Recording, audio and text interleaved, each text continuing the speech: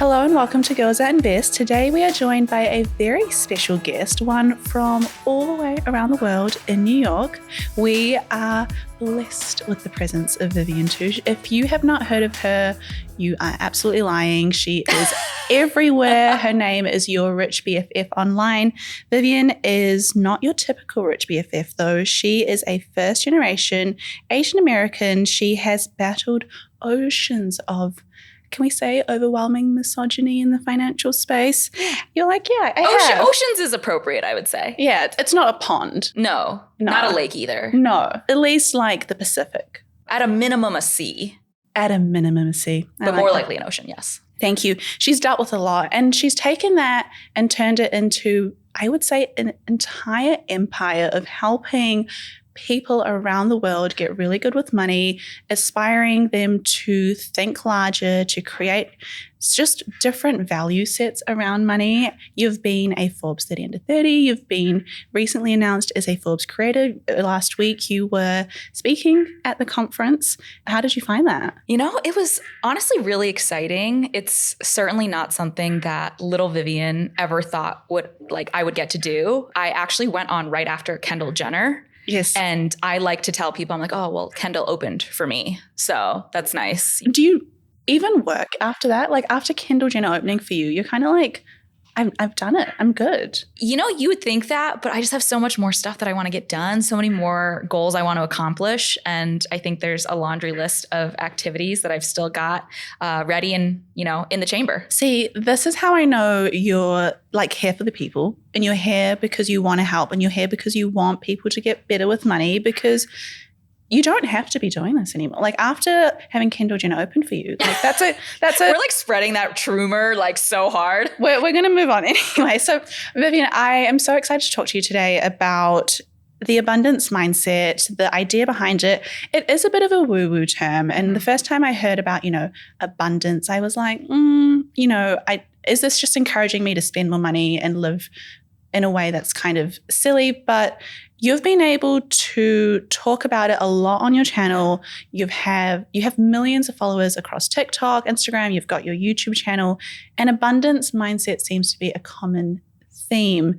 Do you mind just taking a second to explain why it's so important in today's world, especially as someone that's a person of color? To put simply, I feel like an abundance mindset is just the concept of like, there's more where that came from. Yeah. And you and I share something in common. We are both, first gen immigrant daughters.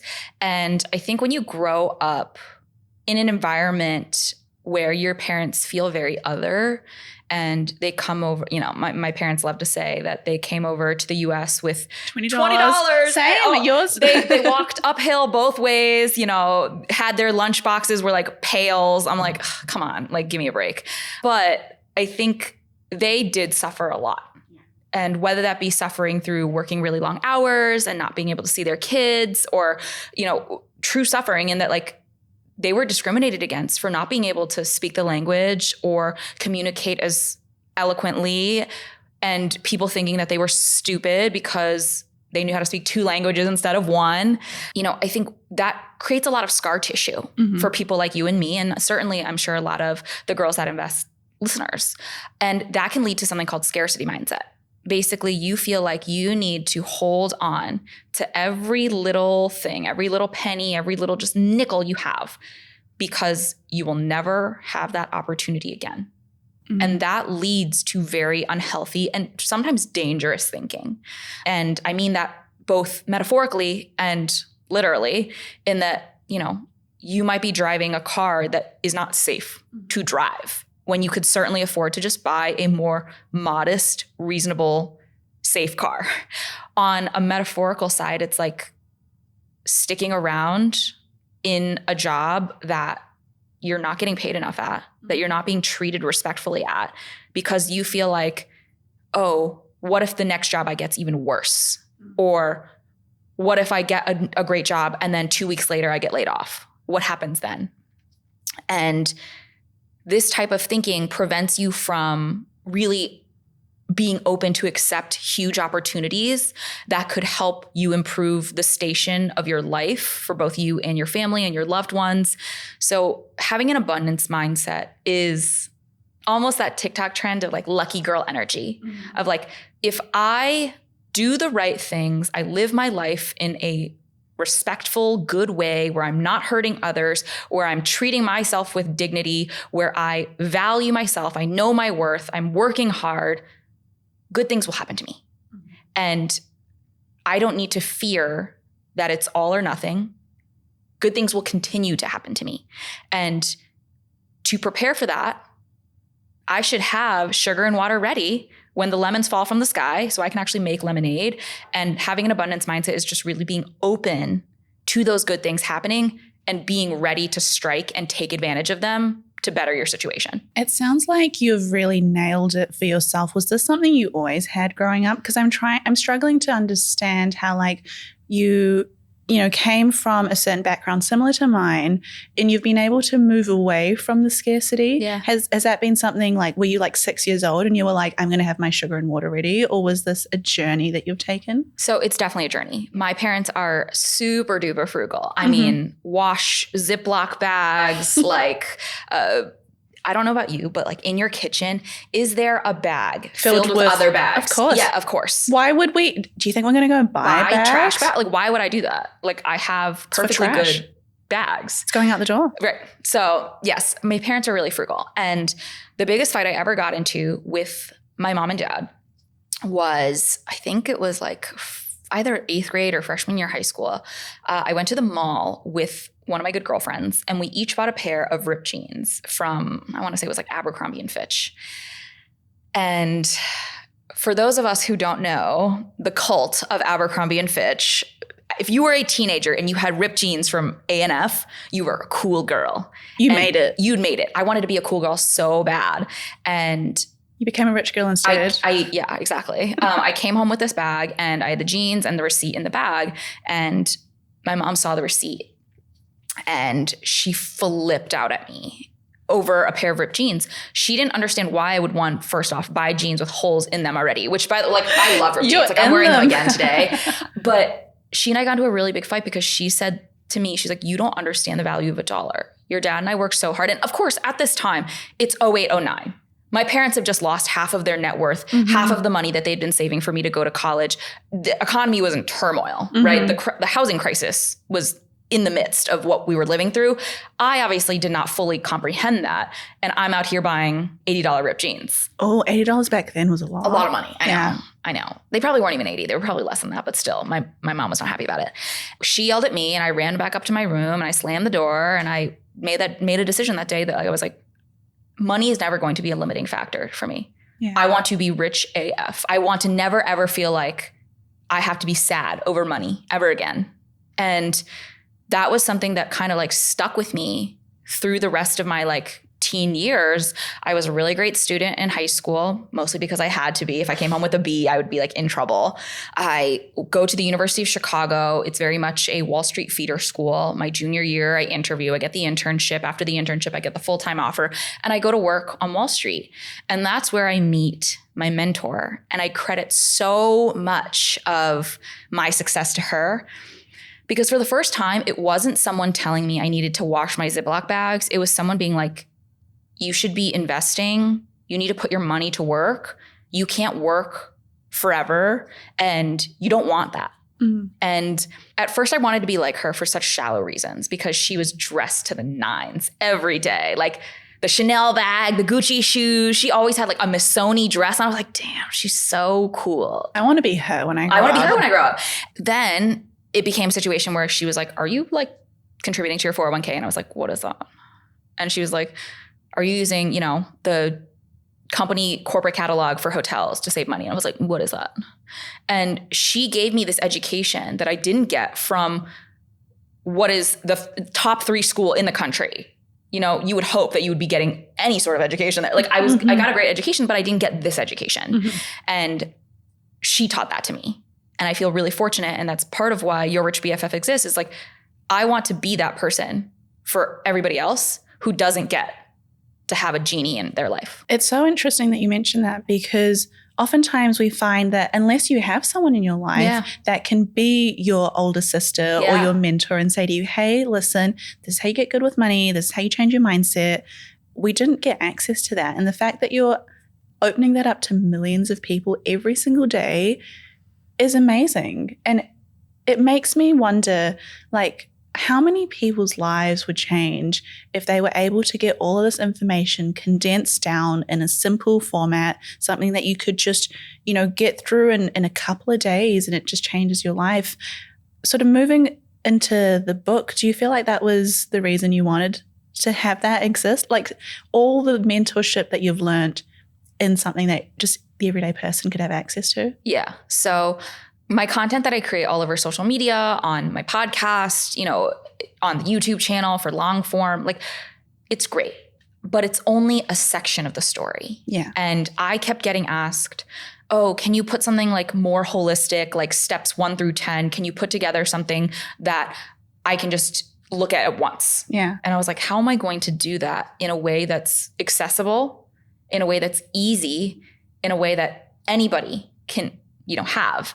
And I think people were just egging me on in the DMs to be like, write a book, write a book, write a book. So I wrote a book, and I feel so proud because this is the book that I needed when I was 22. And what does that mean for 22-year-old Viv? What did she need? I was making nearly 6 figures, living paycheck to paycheck. Really? In New York City. I split a studio with another girl. We didn't have a wall. So like when we sat up, we were like Charlie in the Chocolate Factory, like the grandparents, like just like looking at each other. You were like, good morning. Yeah, literally it was like morning, except for the fact that she was a banker and I was a trader. So we were like 2 ships passing in the night. Like I only saw her like unconscious while I was leaving for work, and she would see me unconscious when she was coming home from work. You didn't need walls then. We didn't need walls. No, but I didn't know what to do with my money. Mm-hmm. And I was so confused why I was working 70 to 80 hours a week, and it still felt like I was just barely making ends meet. And I never saw a reality in which I could have that life that I was kind of promised if I went and took this type of job. Can we talk about that for a second? Yeah. Because I feel like a lot of people that have grown up in similar ways, whether it's immigrant parents or people of color, or just someone that's had the parents with maybe the fear of, I want my kids to do well, we get taught a very similar line, which is study really hard at school, get a good job, go to a good university to get the good job, and you're sorted for the rest of your life. So it sounds like you followed that path. You did the good girl thing, but you felt like you didn't get what you were promised. I mean, so many people our age feel that way, don't you think? Like our parents' generation, they did good in school, they went to a good university, they would then be able to graduate. They would either go to a university or a trade school. They would then be able to graduate and get a trade job or a corporate job. They would be able to support an entire family on one income. They would get that, golden retriever, 2.5 kids, white picket fence house with a tire swing out front, Wisteria Lane dream. And they would go on 2 vacations a year. They had a great life. Whereas our generation did the same thing. We tried to be good students. We, either got a trade job or we went to university, and we left with so much crippling student debt because the cost of education had 10x'd since our parents' generation.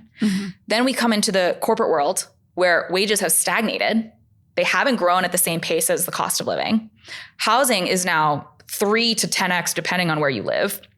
So you can't afford a home. For a while, cars were even almost unaffordable. People were basically sucked into this rat race after being promised if you did the right things, you would have a good life. And it felt like that was just a lie. Then you have people who were in the boomer Gen X generation looking down at us being like, why don't you just work harder? It's like, are you joking? Well, Viv, we were having breakfast today and you did have an avocado on toast. Oh my God. Oh God. I'm going to get roasted now. Like the fact that people are like, your, $18 avocado toast is the reason you can't buy a house is insane. The average cost of a home right now in the US is about $400,000. Do you know how many avocado toasts you would have to forego to get a down payment on that? Like thousands and thousands of avocado toasts. And the thing is, the average house price is not going down. It's not. Like back in normal economics, textbook economics, you have 2 basically levers: housing prices and the cost of borrowing. When housing prices are high, typically interest rates are lower, so the cost of borrowing money to buy those more expensive houses is lower. So it's like, okay, you're like, I can make this work. I can make this math work. Or alternatively, when interest rates were really high and borrowing money was really expensive, housing prices would fall because there would be less demand of the buying. And again, you can make that math work. Right now, housing prices are high and the cost of borrowing is high. Nobody can afford anything. Everybody's in chaos. Like, listen, I get why so many people in the Gen Z millennial cohort are like, it's doomsday. Like, I get that. I really do. And I think it's really frustrating, especially when you get a good job, to feel like, oh, I'm promised this certain life. And again, you're living paycheck to paycheck in a lot of major cities. It's really interesting that, like, you mentioned the word doomsday, because it does start to feel like it. And, you know, you log on to social media, which is why I love so much of what you do and how it is so social media first, because you get all this negative stuff and you see things where you're like, how can I afford a home? I had a friend and she was like, if I had $10,000, I would have a child, but I cannot afford to have a child. And $10,000 is the difference between if I can give them a good life or not, you know, for their first year at least. Which is so messed up, because the first thing that went through my head was $10,000 is not enough. Right. Well, that's what I thought too. But you know what? We're not here to judge. But I find that it's really interesting that, you know, we talk about manifestation, we talk about being good with money, we talk about abundance. If someone's listening, mainly me, I'm here and I'm hearing you, I really struggle with the abundance mindset. Like, I have had my wealth change over time. The Girls That Invest listeners have kind of followed that journey, but I still really struggle to treat myself. And I still really struggle with the fear of the money in my bank account might disappear tomorrow. Yeah. And it comes from a weird way of growing up where you just get taught, or you believe that this will not always be around. This nice thing can be taken from you in any second. Yeah. For those people that are listening, because I know we have a lot of followers that feel this way, what are your tips around moving past the limited mindset? I'll say, if you grow up the way we grew up, there's going to be a little bit of that scar tissue that never goes away. Yeah. Like, I'm always going to bulk. When we talked about this, when I go and get a matcha, and after, you know, I tip and the tax, and my matcha ends up being like $9.70. Like, I bulk every time. I'm like, $9.70. Like, what do I look like? I'm made out of money. And in the grand scheme of things, $9.70 does not make any sort of financial impact on me. I could get one every single day if I wanted to. I'm still going to bulk at that price. Yeah. And I think in some situations, that's good. Yeah. Because it keeps you grounded in that you enjoy spending money, but you don't enjoy wasting it. And there are certain things you ascribe value and that are worth it, and certain things that you don't, and you can skip more often than not. But I will say, I had the same problem. I wore the same clothes on Wall Street for like the first, you know, for like pretty much the entirety of my career on Wall Street. I wore these one same pair of Ann Taylor pants that like I had just run through ragged, to the point where like one day, like a hole just started forming on the side. And I was like, oh, I have to actually like run out to a store and like change pants, because they're like coming apart at the seams. I mean, that's a flex. You'd just be like, my booty's so big. It can't be held in these pants. The bubble butt cannot be contained, which is so hilarious, because I have like what I call a scallion pancake butt. It's just like a wall. But, you know, I think it's understanding that you are deserving of good things. And one way that I personally tried to move past this scarcity is starting sinking funds for stuff. So I recently saw that you acquired a beautiful Cartier bracelet. I did. We love. Thank you. It's I got stunning. the thin one. Okay. It's still in the like. Still very expensive, but you. Still very beautiful. Thank you. I think if that's something that you prioritize, that's something you value, that's something that's going to help you feel like, oh, I've hit a milestone, I deserve a little treat. Great. Start saving for it now. Set aside $10 every week. When you get to that number, do not feel shy about going to the store, ideally overseas so you can get a VAT refund. Still be mindful of how you're spending. Pay as little as humanly possible for what you want to get the highest quality thing. But really being intentional and purposeful with your spending makes you feel so much better about it. Because I joke about this in my book, nothing ever felt as good as my first bag. Because the first bag was blood, sweat, tears money. And I saved up for it week by week, paycheck by paycheck. And the second bag I bought, I had it like that. I just walked into the store one day in Soho and bought it. And I was like, oh, sick. And then I walked out and I was like, okay, great. I had buyer's remorse. I didn't feel that way for a second with the first bag. What bag was it? It's a black leather Prada Saffiano executive tote. It's red smooth leather on the inside, black pebbled leather on the outside. Chef's kiss. And you still have it? Still have it. It has 2 separate pockets, one for my laptop, one for my random miscellaneous goods.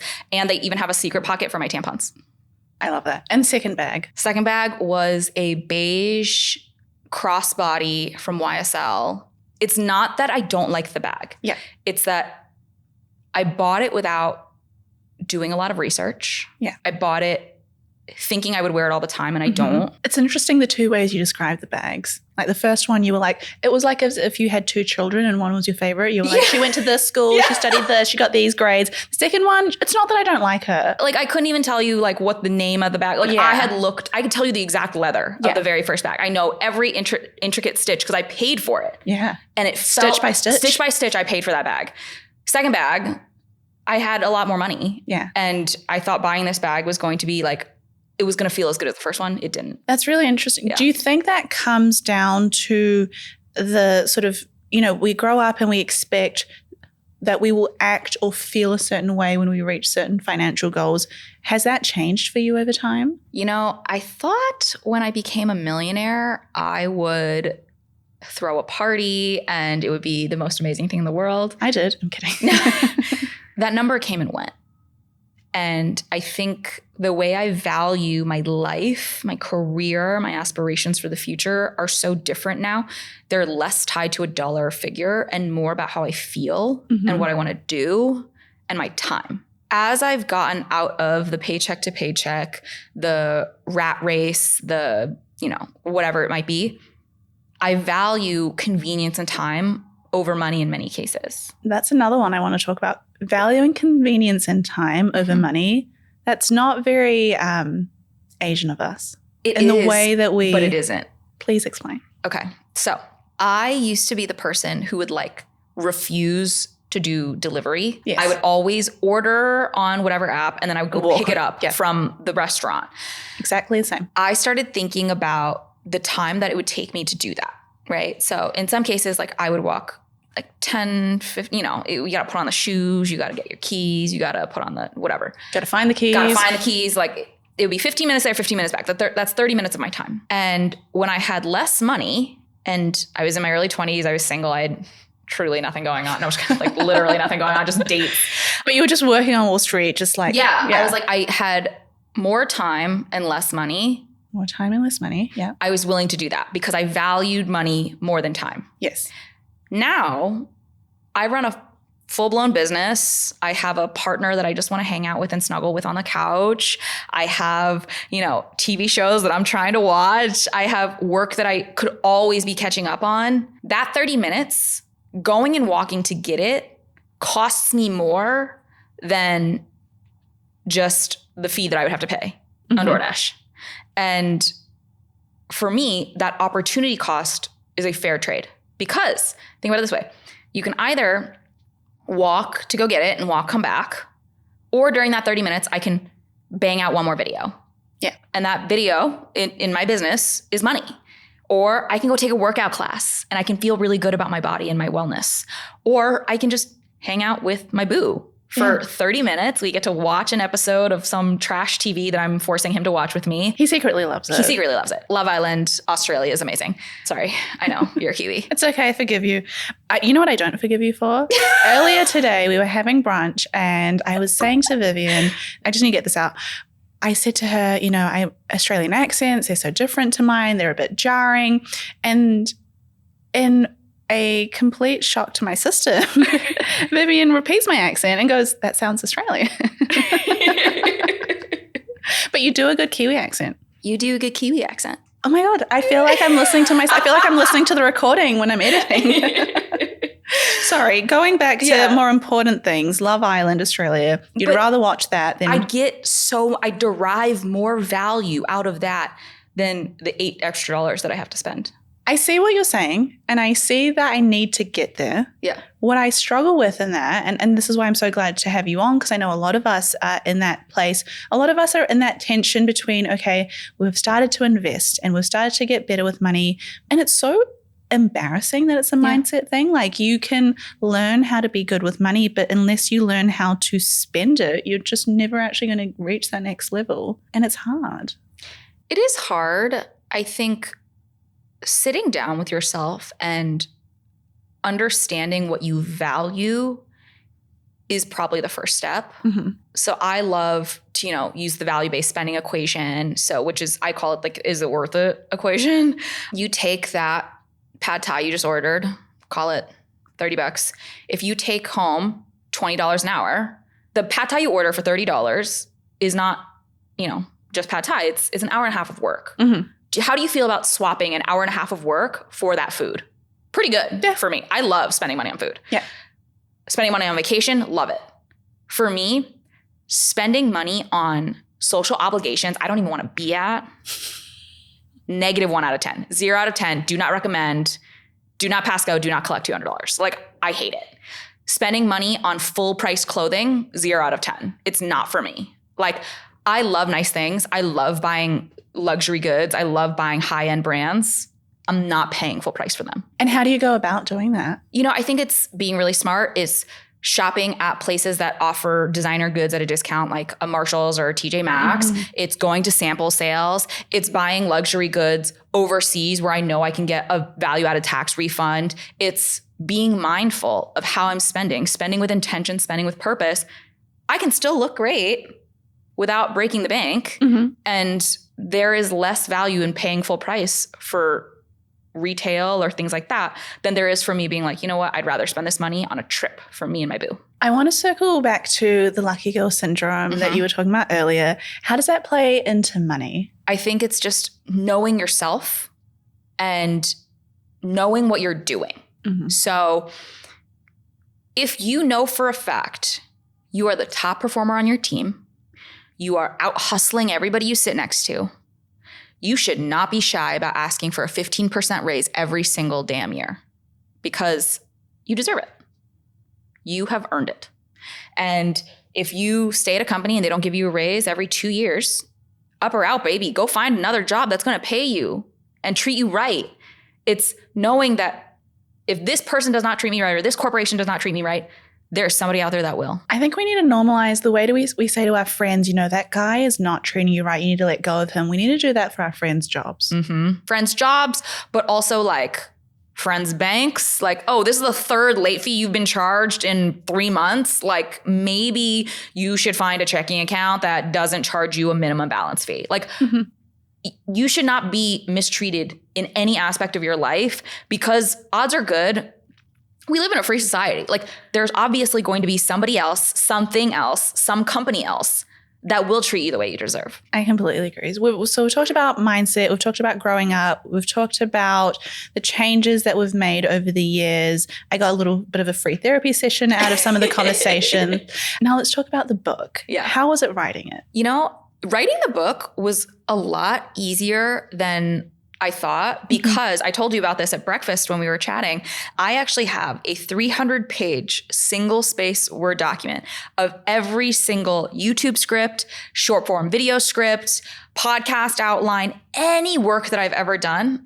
I have it all saved. So I actually did a lot of copy and pasting and just really, really fleshing out the details. So instead of a 60-second video, it could be, a section in a chapter. Mm-hmm. And I felt really fortunate because I had done a lot of the hard work. Mm-hmm. I didn't start from a blank page for me. I already had stuff I could cut from, and cutting is a lot easier than writing.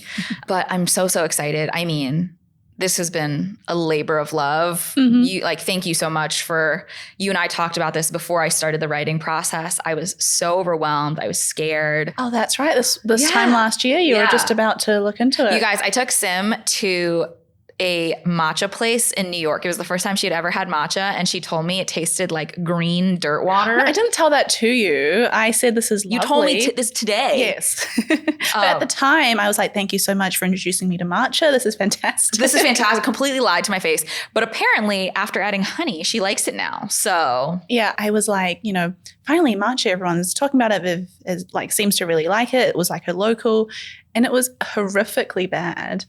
And I was like, I paid like $7 for this.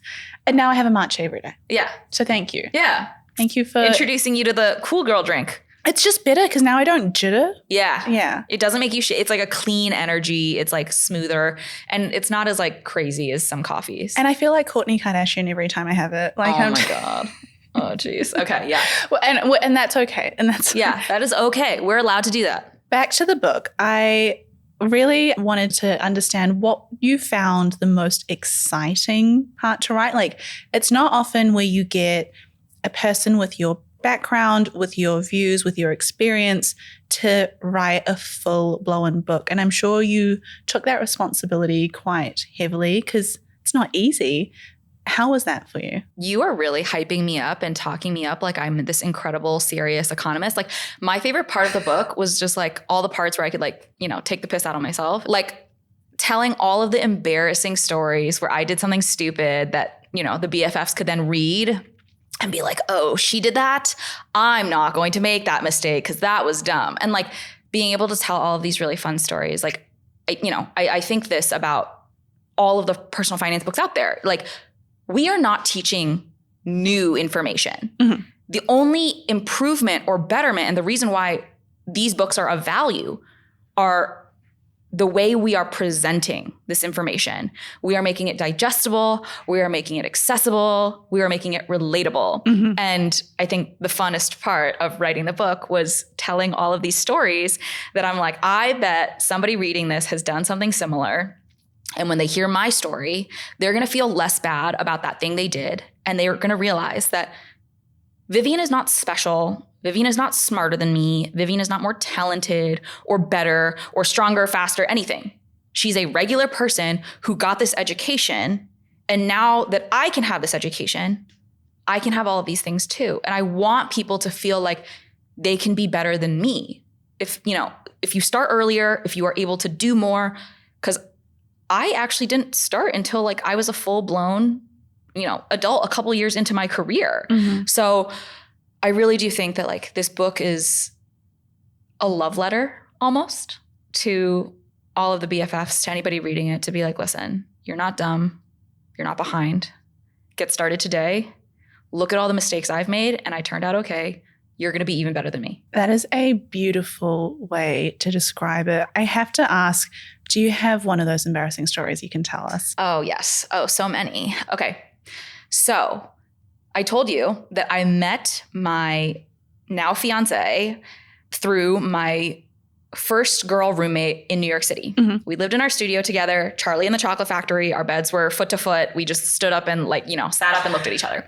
Yeah. And we lived together in this studio, just one big room, for the first year together. And we said, okay, let's move into our second apartment together. But like this time, maybe let's each get a bedroom. That'd be like sick. Imagine if we had walls. Imagine if we have doors. That'd be amazing. So we moved from Hell's Kitchen in New York City, which is roughly where we are right now. And we go down to like the Soho-y area. And you could not tell me I was not the coolest girl in New York City. I was like, I own it. I own the city. I am the king. Like, I'm cool. I live downtown. I live in a walk-up, everything. I have walls now. Nothing can stop me. This apartment is super small, but it's beautiful. It's wonderful. The very first weekend we were in this apartment, I was actually in Chicago for alumni weekend. And my roommate was there by herself. And she sends me this ominous text while I'm in Chicago. And she's like, hey, when you get back to like New York, like we need to like have a talk. And I'm like, are we good? Like, are you mad at me? Because obviously like immediate millennial guilt. And she's like, no, it's nothing like that. Just like, I think we really should talk. And I'm like, okay, like you've ruined my weekend, but thank you. I come back to New York and she sits me down and she's like, okay, so I don't want to like freak you out. But the very first night that I was home alone. I was, doom scrolling on my phone before bed, which we shouldn't be doing, but we all do. And she was like, it was around midnight. And I put my phone down and I went to the bathroom to go to the bathroom before going to bed. When I flicked on the lights, I saw 1,000 little things scurry away. Is this a horror story podcast? Yeah, this is literally a horror story. We didn't recognize this when we moved in, but the building was part remodeled units for yuppies like myself. She and I were paying in total $4,000 a month on rent. That's still a lot of rent. I know.